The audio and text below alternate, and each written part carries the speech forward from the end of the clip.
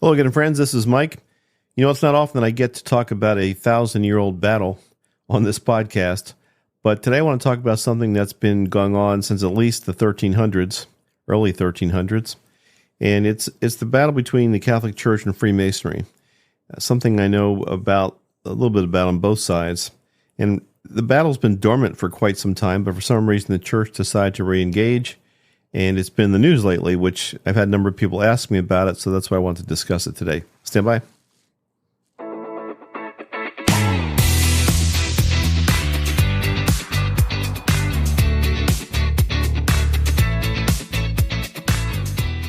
Hello again, friends and fellow truth seekers. Mike Nicholas here with another episode of the Soul Unleashed podcast, where it's my goal to help you with the questions you might have regarding the awakening of your soul, and particularly to help other left-brain types, like I think I am, to ask the right questions in our search for deeper meaning to life. Ultimately, I want to help you unleash your soul from limiting beliefs and smothering paradigms.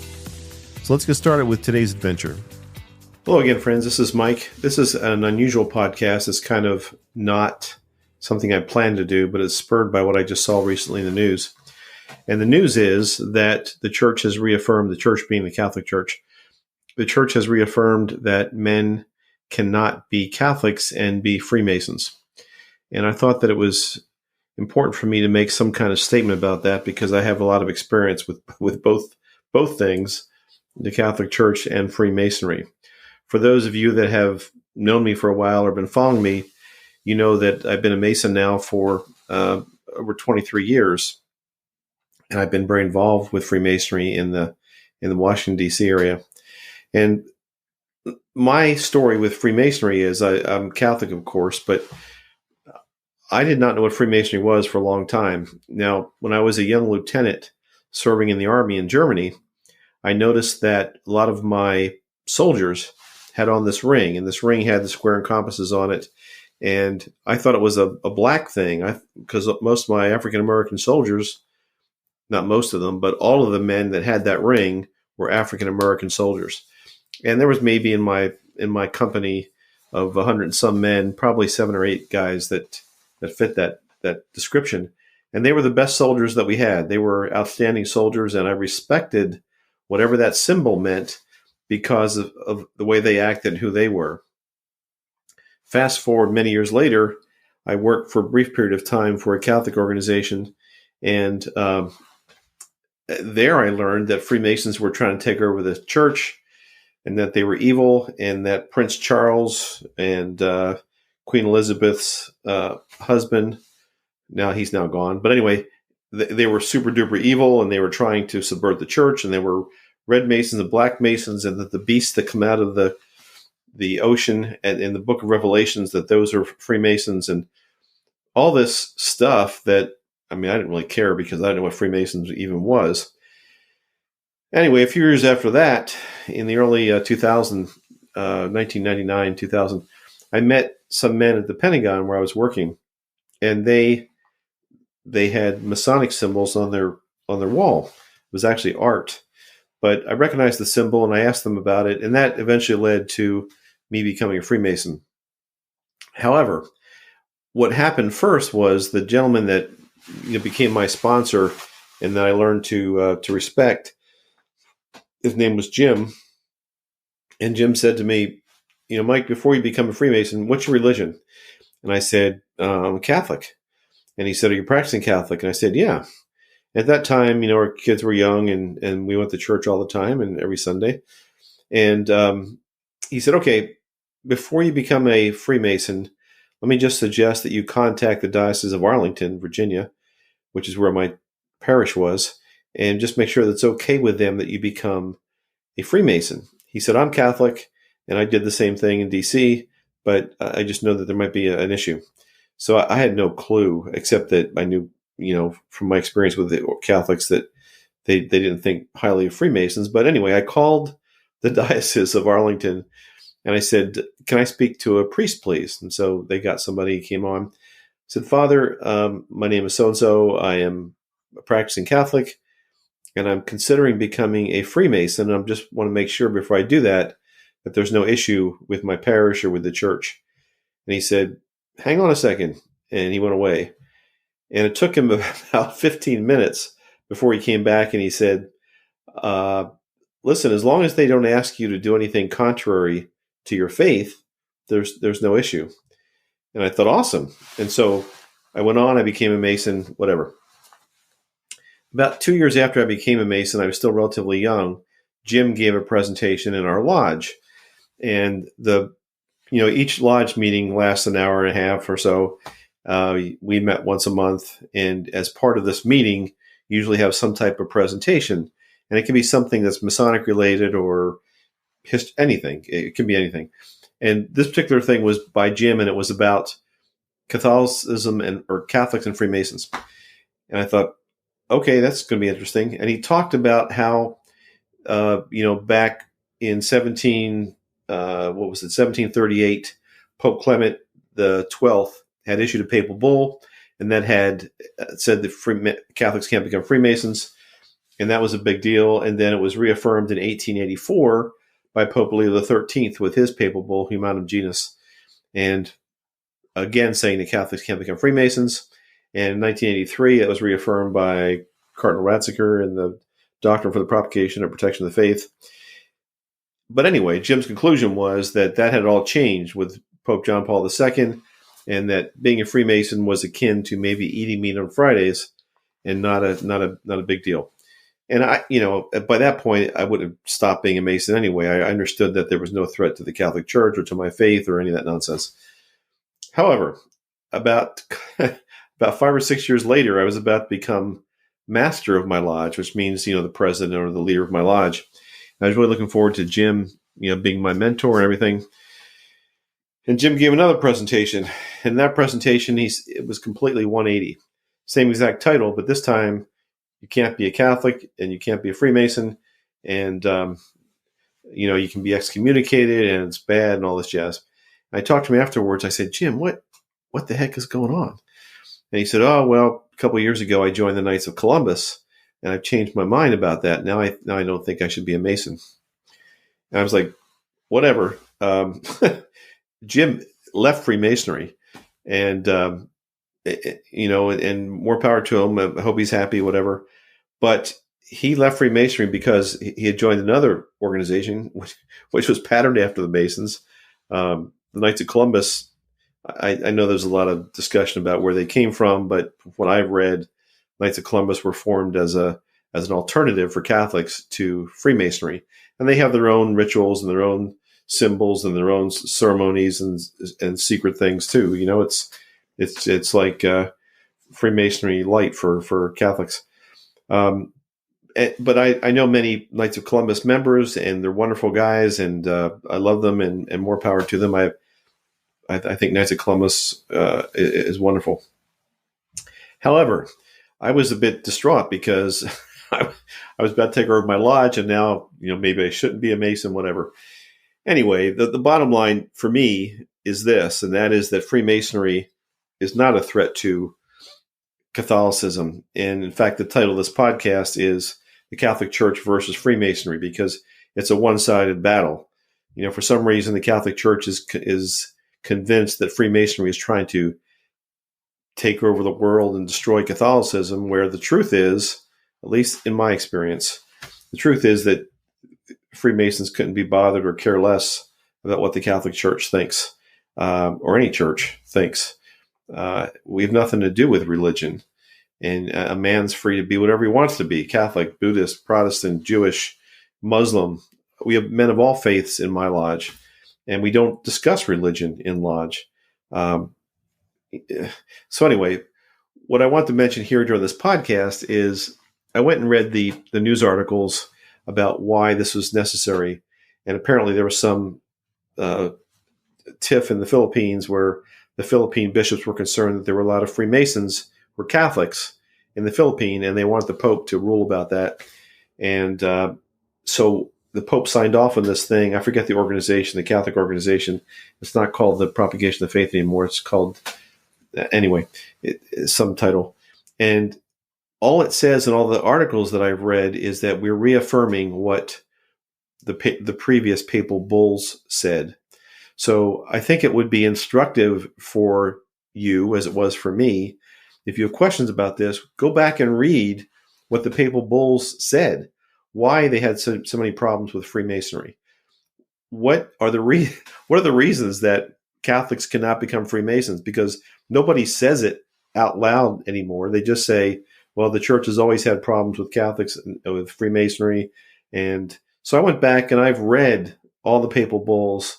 There's about 12 different popes that have issued papal bulls about Freemasonry. So I went back to the one in 1738, which is by Pope Boniface VIII, and it was called Unum Sanctum. And he issued that, when you read the history about it, and now I know that there's probably two sides to every coin, but what I've read about it is there was a lot going on between Great Britain and France back then, between Protestants and Catholics, and that the King of France wanted this papal bull issued so that it would restrict Catholics from becoming Freemasons because they were causing too many problems, the Jacobites in France. And so the Pope agreed to do that, but he forbade all Catholics to be Freemasons. And so he called the process depraved and perverted. And the reason he said it was depraved and perverted is because they do things in secret. Now, he didn't know what the things were. It's not listed in the papal bull, but just because it's secret and the Catholic Church didn't understand what they were doing, it was secret. It was depraved and perverted. And he said that because they're doing things in the dark, that it must be bad. So that was Unum Sanctum. And then in 1884, and I think this is the most, if you're going to read any papal bull, the one in 1884 is the one to read. It's by Pope Leo XIII. It's called Humanum Genus. And this papal bull is really quite a piece of work. He goes through all the reasons why Masons cannot be Catholic or Catholics cannot be Masons. And he attacks Freemasonry.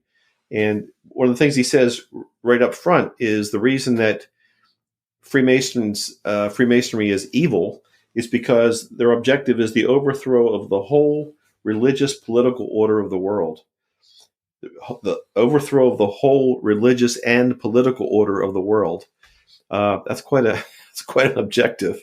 I can tell you from I'll get that in a minute. So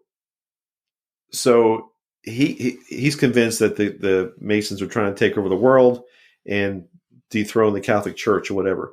This was a period of time, even in 1884, when the Catholic Church still had a whole lot of power, particularly in Europe, and was used to being in charge and used to being the only game in town. So here's another reason. He also mentioned secrecy. So taking over the world was one thing he had problems with, Pope Leo. The other thing was secrecy. He thought that because they were being secret and doing oaths, and he didn't understand what those were, and that it had to be evil or be wrong. But here's some other cool things that maybe you didn't know, that the reason Pope Leo XIII wanted to get rid of Freemasonry. Freemasons advocated for public schools. They didn't want to have schools that were solely the province of religious schools. Now, it wasn't that Freemasons didn't say that religious schools are fine and you could have public schools and religious schools. It was just the fact that they wanted to have public schools with no religion in them that was a grave sin. So today we accept that as pretty common, but Masons at the time, especially in Europe, were advocating for some schools that didn't have any religious influence in them, and particularly no Catholic influence, and that was evil. Second thing was civil society. Masons were advocating for a civil society that dealt with control and governance of civil life without the church. And so up until that point, and certainly throughout the Middle Ages and the Renaissance, the church was very involved in politics. Popes were very involved in politics. They chose rulers, they chose kings, they chose governors, they chose everything down to mayor. The Masons did not accept that. They wanted to have civil rule, civil elections, free elections, and this was a threat to the Catholic Church. And so Pope Leo XIII makes some comment about how men have passions that they can't control, and without the influence of the church in politics, that this experiment, if you will, of having a civil society without the church being in control was doomed to failure and evil.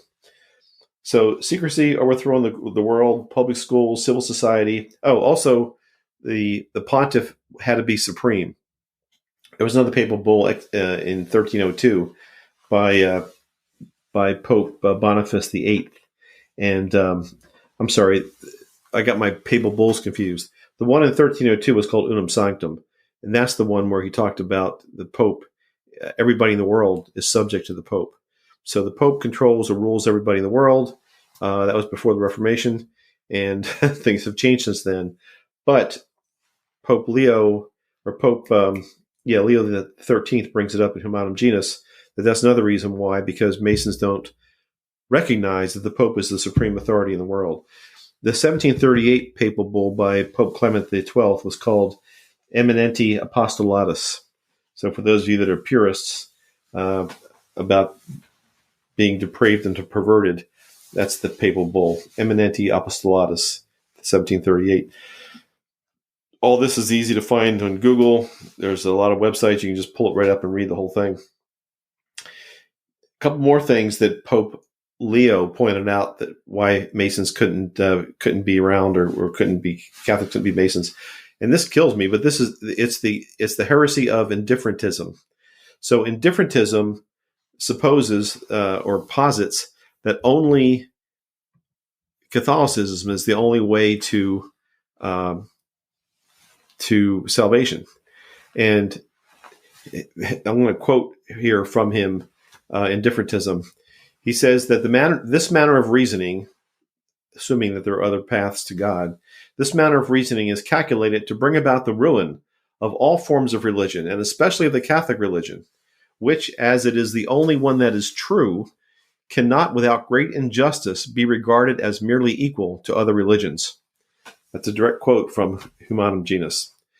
And so he's saying that if you believe that there's other ways to God outside of the Catholic religion, it's called indifferentism, it's a heresy, and it's a grave sin. Finally, the Pope also went off on civil marriage. At that time, all marriages were done in the church, and Masons were advocates of civil marriages outside of the church, and divorce.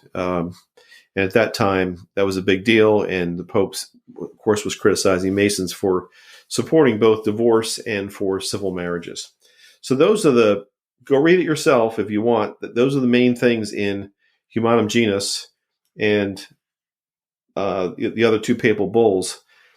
The fact that Masons are doing secret stuff that no one understands, the fact that they want to overthrow the whole world and replace the religious and political order of the world, the fact that they want to have public schools and civil society without religion, they won't recognize that the pontiff is supreme, the sin of indifferentism, and civil marriage. All that's listed in the papal bull. And that's the reason why Catholics can't be Masons.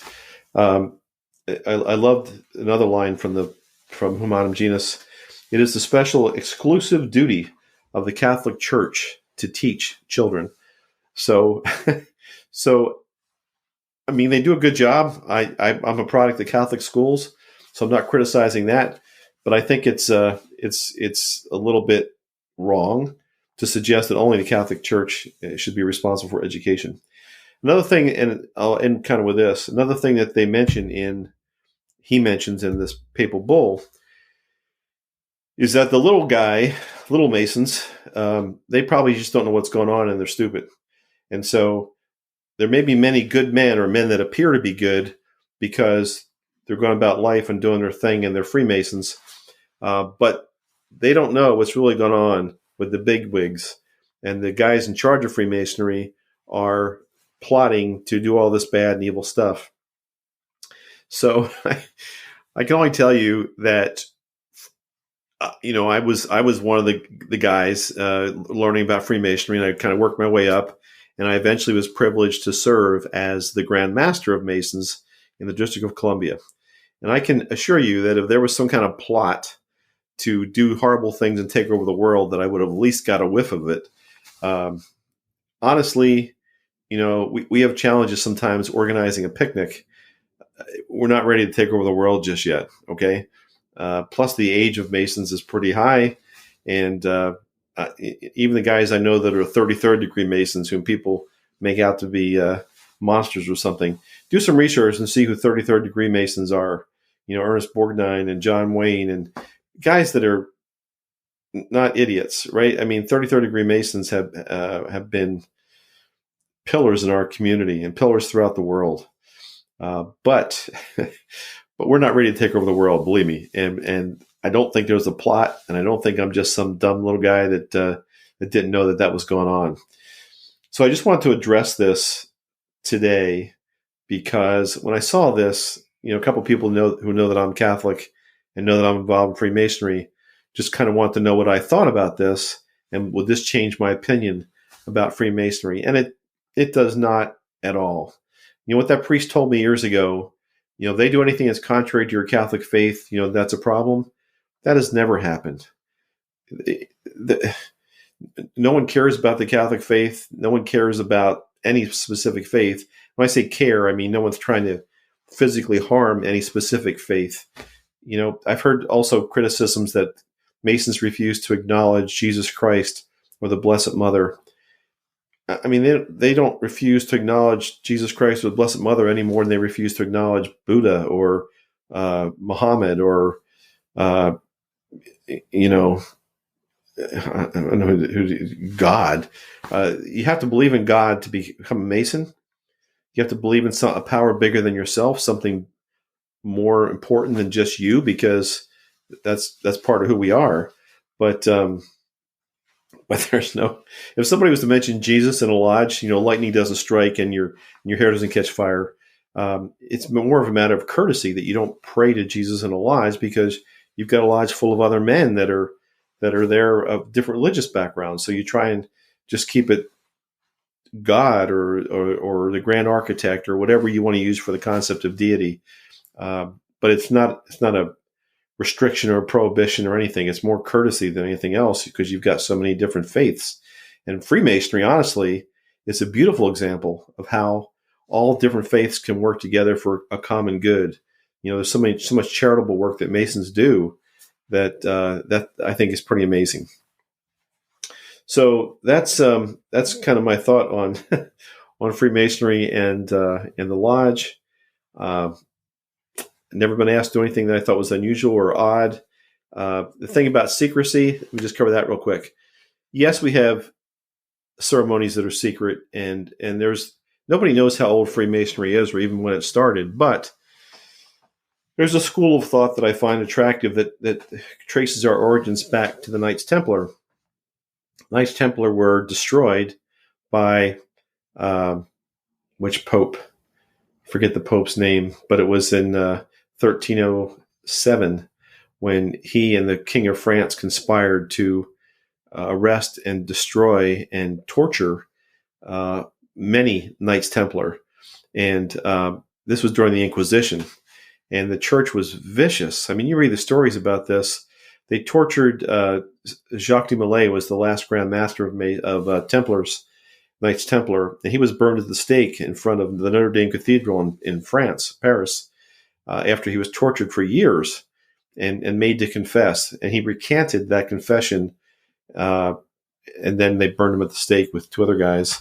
The Catholic Church sent Dominican priests who were experts in torture to England to further torture Knights Templars they had captured there.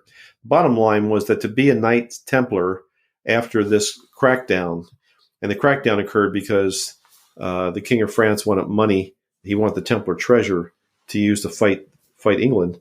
It was all politically, cynically motivated, and the King of France managed to connive and convince a weak pope to do this. But the bottom line is that if you were a Templar, after that happened, you were killed. You were subject to torture or imprisonment if they discovered who you were. And so there were means of recognition that were developed and oaths that were taken to protect men and their families after that happened.